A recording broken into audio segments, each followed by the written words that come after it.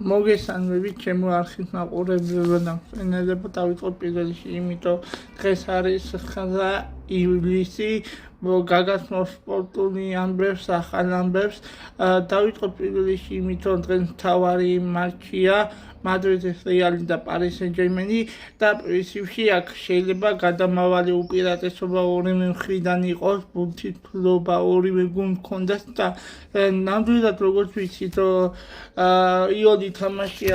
არ ელოდება პარი სენ-ჟერმენს და მადრიდის რეალს საუკეთესო მატჩს ვიხილავთ რომელიც თბილისის დროის უნდა დაიწყოს 23 საათზე ეხლა კი რა შეეხება ჩემო არხის მაყურებლებო მეტი კუთხური და ორივე მხრიდან გუნდეს ექნება გასაოცარი შეტევები და პრინციპში ძალიან საუკეთესო მატჩი იქნება დღეს საღამოს რომელიც არინანებთ მაყურებლებო რომ ჩაუვიდეთ ჩემო ხალხო და მსმენელებო და უყუროთ ამ საინტერესო მატჩს ეხლა კი სოფლიო საკლუბო ჩემპიონატის მოგების შანსი უკვე გაიზარდა უკვე თითქმის პარი სენ-ჟერმენი უკვე რა თქმა უნდა ყველაფერს იძამს იმისთვის რომ ფინალში გავიდეს ეხლა კი რა შეეხება ჩემო არხის მსმენელებო როგორც ვიცით პრინციპში ხვიჩა კვარაცხელიასთან გარეთ 1 გოლია და 2 საგოლე პასი ეხლა შემდეგი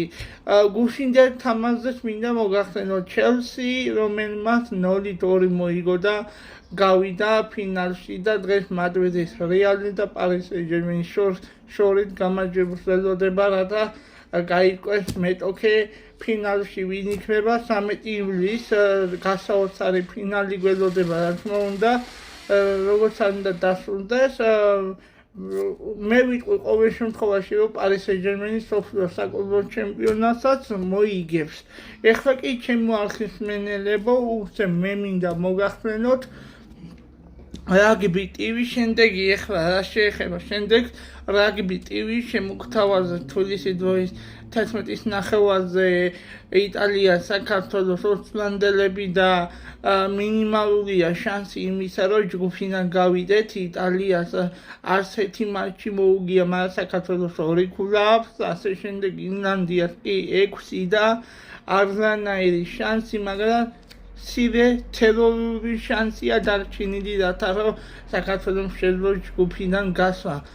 მორაგბეებს და წარმატება მინდა ვუსურვოთ ჩვენ პატარა მორაგბეებს და